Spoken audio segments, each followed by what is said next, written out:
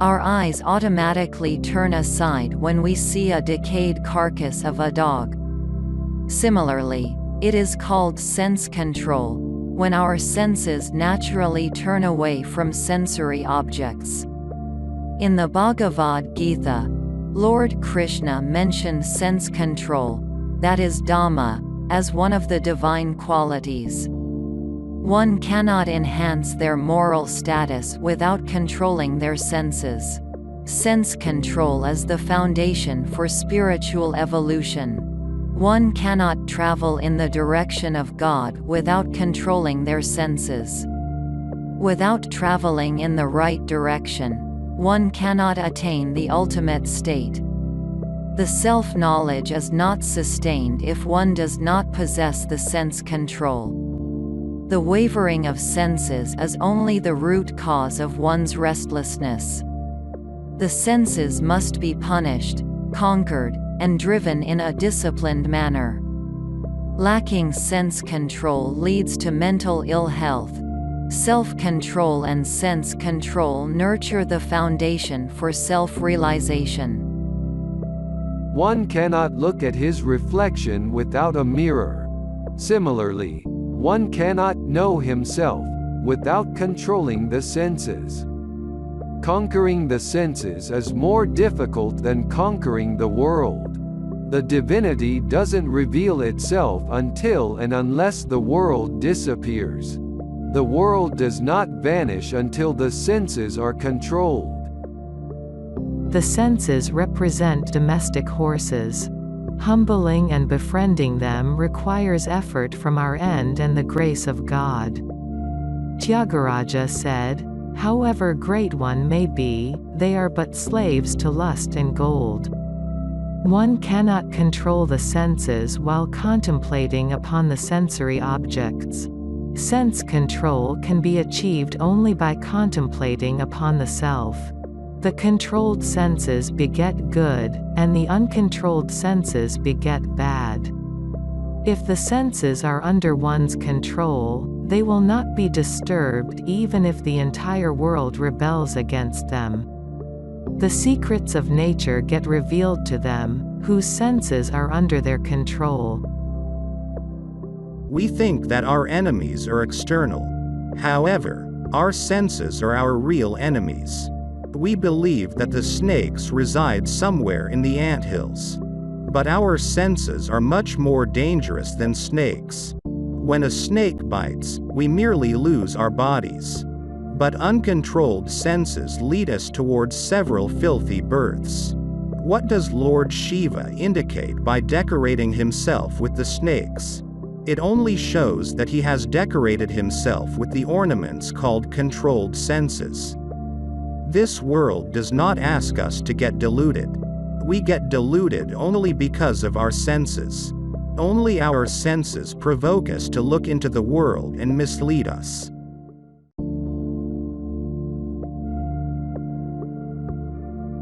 Our body is one, but God has put several sense organs in it, and a separate attraction exists for every sense organ.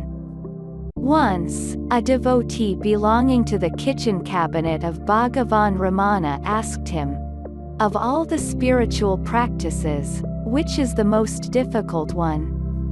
When posed with such questions, Bhagavan would usually advise, "Know thyself, or find the source of the I you are referring to."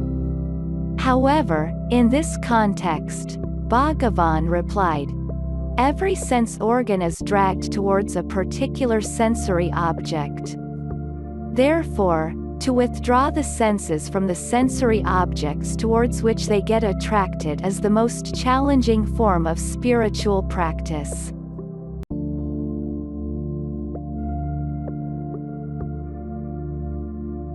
Controlling the senses is referred to as physical penance. No one in this world has ever transcended their senses by the gratification of their senses, thereby fulfilling their desires. When one pours ghee into the fire increases. Likewise, as one fulfills their desires will only increase.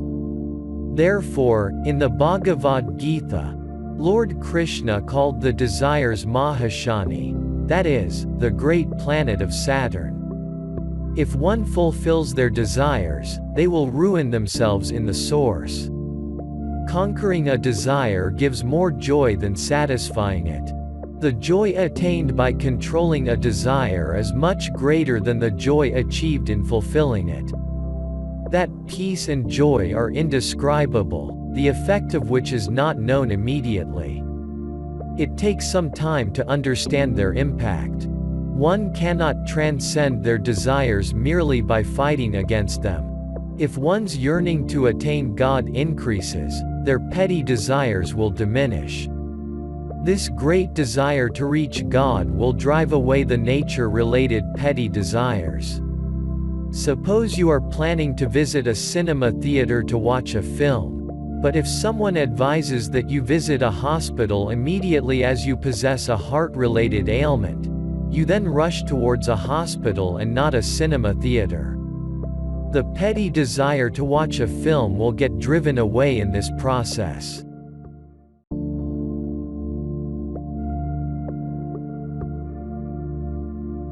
What did Lord Krishna narrate while mentioning the attributes of a person with steadfast wisdom? He insisted on controlling the senses. What does one achieve by controlling the senses? One cannot achieve self-realization and the state of samadhi without controlling the senses. One may possess 90 qualifications or 90 PhDs, or 90 doctorates. One may even inherit a massive amount of wealth or become the king of their nation.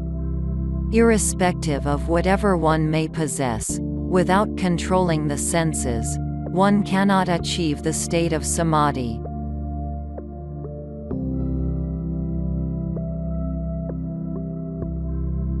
Our senses are thieves.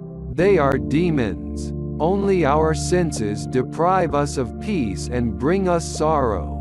Some people listen very attentively to these spiritual sermons. But after 9 p.m., they cannot stop themselves from visiting a cinema theater to watch the second show of a film. If one sincerely contemplates the words they hear, the desire to watch a movie doesn't arise. Constructing temples is not relevant. What is most relevant is listening to the subject, that is, spirituality-related topics, and contemplating upon the same. Ignorance is lost only in this process, and not by installing any idol in a temple.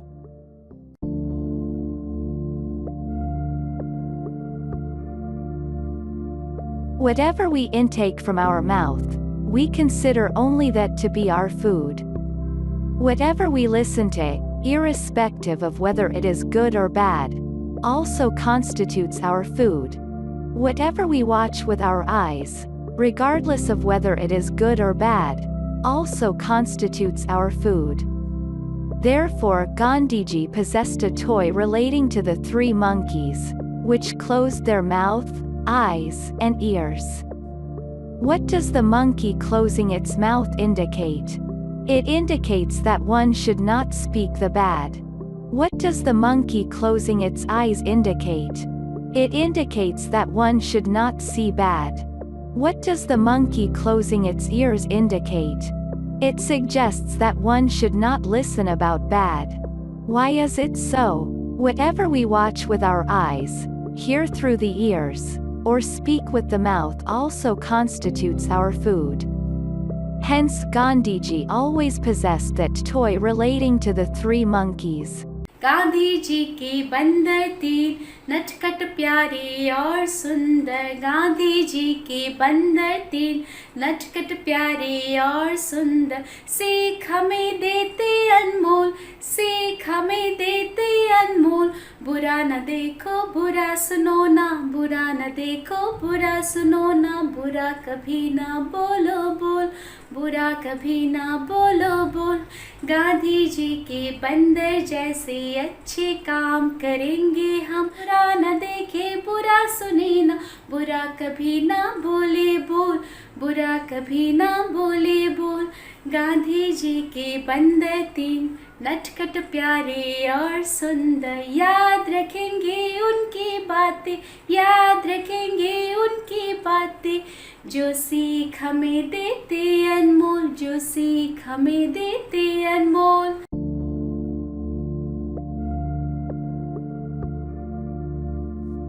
In Ramayana, Lakshmana is called Jitendriya, the one who has controlled his senses, whereas Rama is called Atindriya, that is, the one who has transcended his senses.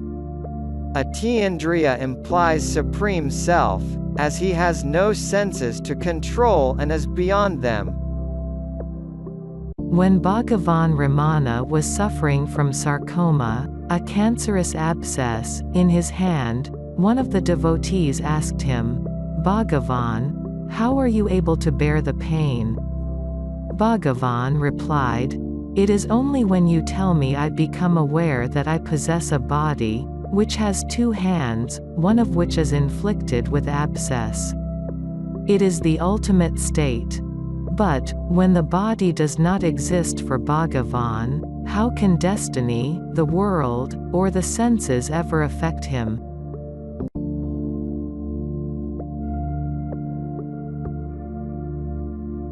In Ramayana, after Lord Rama killed Ravana, Mandodari, Ravana's wife, approached Ravana's corpse and said, "Oh, Ravana, you have not been killed by Rama, but your senses have killed you."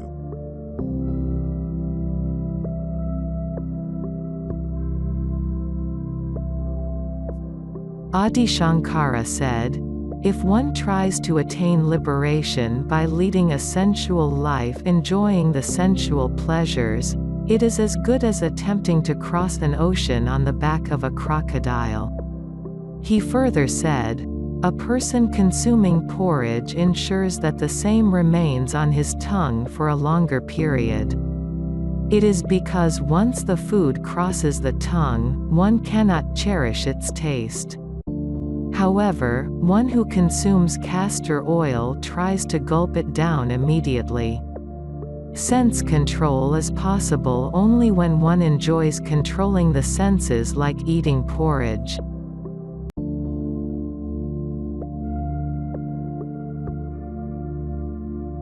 Kalidasa said, "Avoiding sensual pleasures doesn't constitute self-control.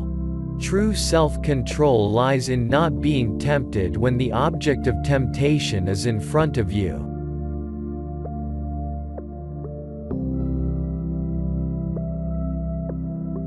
Regulating the tongue involves two aspects: regulating the food we take and the words we speak.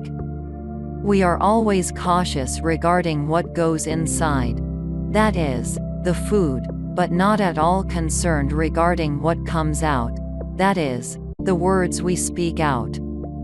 We must be cautious regarding the words that we speak. It is also equivalent to penance. Knowing what to and what not to talk about also constitutes penance. If a person falls, he may get up again. However, if he utters unnecessary words, he cannot take back such words.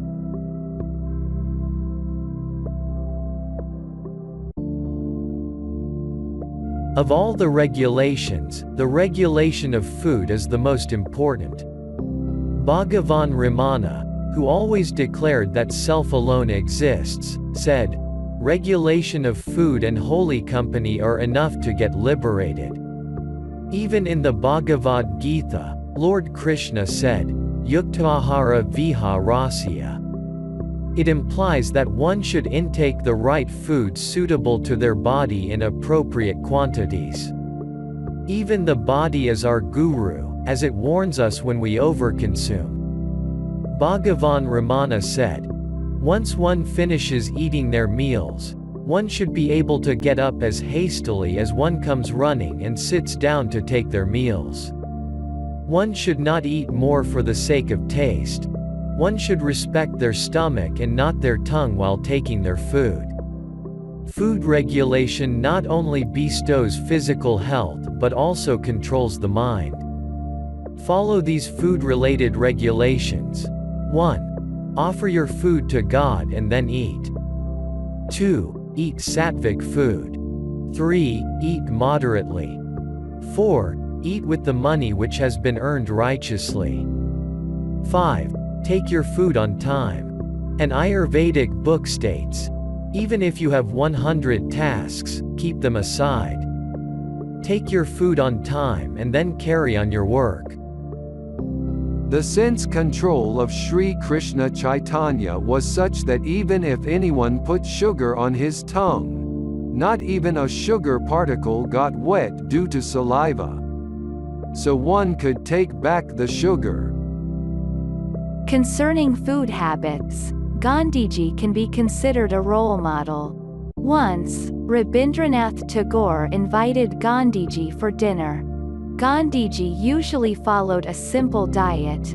However, when Gandhiji saw several delicious items on his plate that he wouldn't eat, he asked, "Where is my plate?"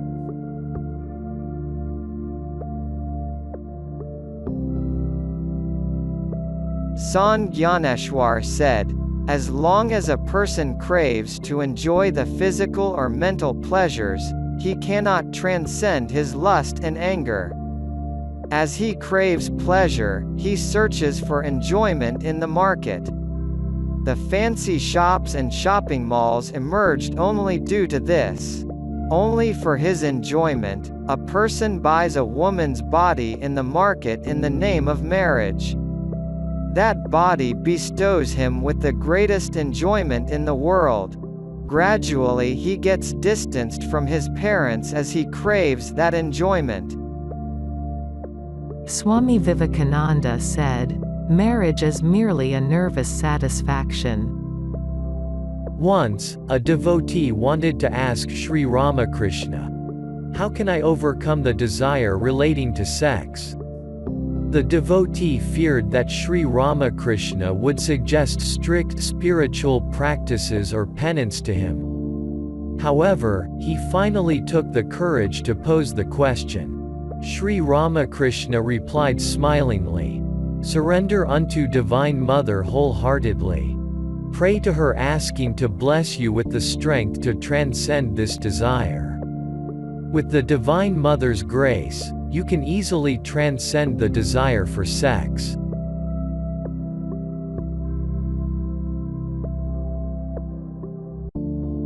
Bhagavan Ramana said in the Upadesha Saram, Drisya Varatam Chitta Matmanaha, Chitva Darsanam Tattva Darshanam. It is true wisdom for the mind to turn away from outer objects and behold its own effulgent form. Jesus said, "If your eyes are deceiving you, if they are causing you endless harm, if they are the cause of your hell, pull them and throw them aside." Watching television is equivalent to slow poisoning.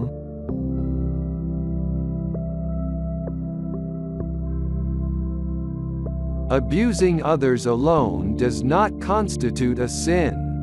However, it is also a sin if one listens to a person abusing another. Even they form the food consumed through the senses.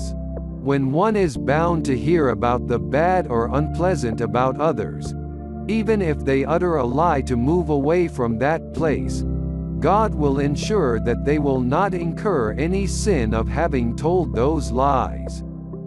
Become a deaf man when you need to listen to the bad in others. A dog did not smell the food before it until and unless Bhagavan Ramana signaled it to eat. Such was its control over the senses, despite being an animal. So the great saints visited Bhagavan Ramana in the form of animals.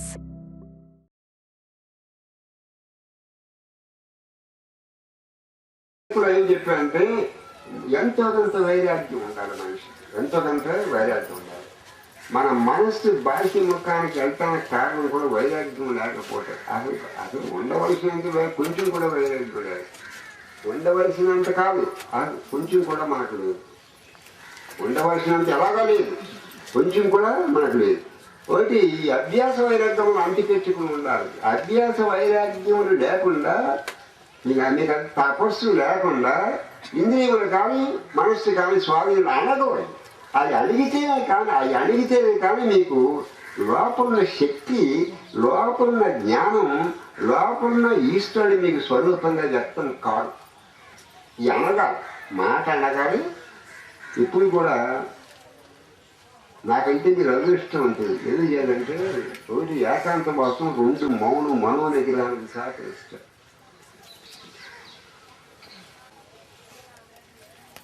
ఒకటి మౌనం. మన ఇంటికాడ కూడా ఎక్కువ మాట్లాడకూడదు. మామూలుగా అవసరమైనప్పుడు మాట్లాడాలి, అవసరం లేనప్పుడు మాట్లాడకూడదు. మీకు అర్థమవుతుంది. ఏకాంత వాసం, మౌనం ఒకటి ఏకాంత వాసం. తర్వాత ఏకాంత వాసం అంటే పూర్వం ఎక్కడో అడవులకు వెళ్ళిపోయేవారు. మీకు అర్థం తపస్సు చేసి మనం అడవులకి ఎలా వెళ్ళాము, అడవులకి వెళ్ళేంత వైరాగ్యం మన ఇంటికాడే ఏదో గంట 2 గంటలో కొంచెం మీరు అంటే అది ఆ నోరు కొంచెం కట్టుకోవడం మంచి.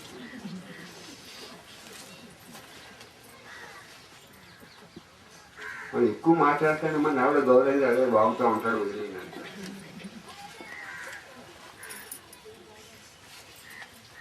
ఎక్కువ మాట్లాడే వాడికి సమాజంలో గౌరవం కూడా ఉండదు.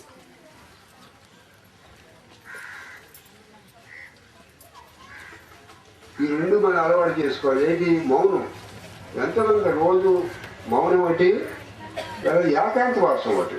ఇంటికాడ కూడా మనం అలా కలిసిపోయినట్టు ఉండకూడదు. ఏదో గంట 2 గంటలు మనకు అవకాశం ఉన్నప్పుడు, కొంచెం మనకు ఆ టైము అనుకూలించినప్పుడు 1 గంట ఏకాంతంగా మన గదిలో మనం కూర్చుని నలుగురి చోట కలవకుండా మన మనసులో ఉన్న బలహీనతలు అంటే మనకి ఒంటరిగా ఉన్నప్పుడే మనకు తెలుస్తాయి. నలుగురిలో ఉన్నప్పుడు అందరూ పెద్ద మనుషులే. నీకు అర్థమవుతుంది. ఒంటరిగా ఉన్నప్పుడు ఆడు మనసులో ఉన్న బలహీనతలు అంటే అడిగి తెలుస్తూ ఉంటాయి.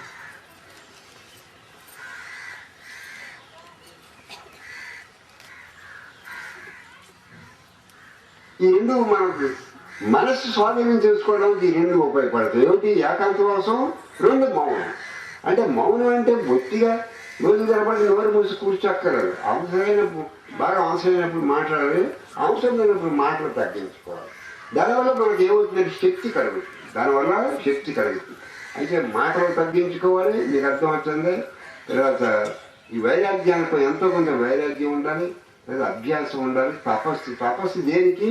ఇంద్రియ నిగ్రహానికి, మనో నిగ్రహానికి తపస్సు అవసరం. వాటిని తప్పింపు చేయాలి. మాట అనగదనుకోండి, ఇంద్రియాలు అనగదనుకోండి, మనస్సు అనగదనుకోండి, ఆత్మజ్ఞానం కూడా ఉన్నా మీకు ఎరుకులు కూడా.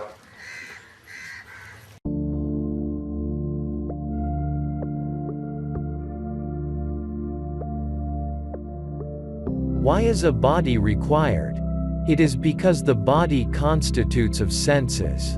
As a person desires to enjoy sensual pleasures, he needs a body. However, it is not the body that enjoys sensual pleasures. It is the mind which enjoys sensual pleasures through the senses. Therefore Bhagavan said, by regulating the mind, the senses are regulated automatically. The snake called mind comes out from the anthills or burrows called senses, takes its food, and then goes back. Suppose one acts vigilantly by holding a stick and ensuring the snake doesn't come out. Then, the snake expires in anthill itself. Similarly, by being vigilant, if one ensures that the mind does not emerge in the form of thought, the mind gets weakened and then dies. Either the path of self-enquiry or the path of surrender helps us in this process.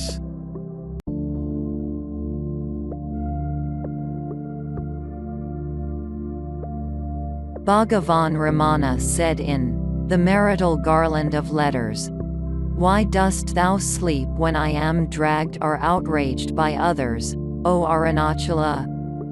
Even when the thieves of the 5 senses break in upon me, enter my heart. Art thou not still in my heart, O Arunachala?" Though the senses belong to our body, why did Bhagavan Ramana refer to them as thieves? The jiva or the ego does not belong to the body but to the Supreme Consciousness or Self or the Supreme Lord. As the senses distance the jiva from its very nature, the Self, Bhagavan referred to the senses as the thieves. Sri Ramana questions, when the senses and sensory objects enter the heart, O Arunachala, are you not still and silent, without doing anything within the heart? Where else can Arunachala go? Is he frightened by the senses and sensory objects to go elsewhere? If Arunachala or his power is recognized, the sensory objects cannot enter the heart. As long as he is not recognized, the sensory objects keep entering the heart. So God cannot leave us and go elsewhere.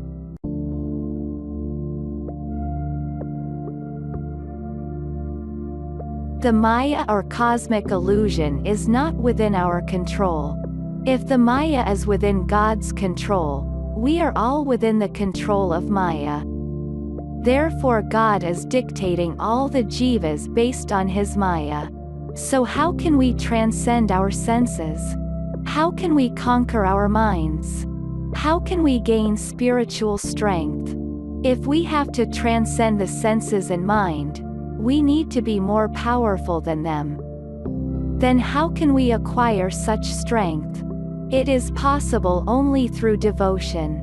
We can gain immense spiritual strength through unconditional surrender, unceasing prayer, unbroken devotion, perpetual selfless work, and continuous meditation. We can conquer the senses only with that strength. Devotion itself is the true strength. How much time does a tiger take to eat a sheep?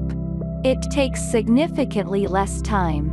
Similarly, if the tiger called devotion is cultivated within us, it will eat away the goats, namely tendencies within us.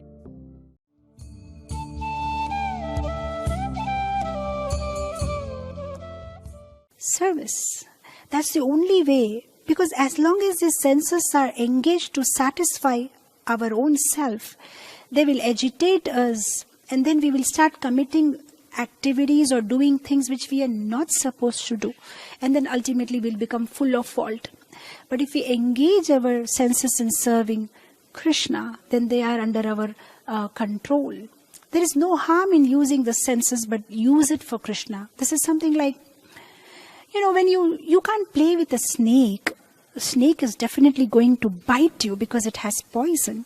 But if you remove the venom from the snake, then you can actually play with the snake. Just like in India, you see this street circus, and then you'll have small little boys, 4 or 5 year old, and they'll be playing with the snake so fearlessly because they know that the venom has been removed, so there is nothing to worry.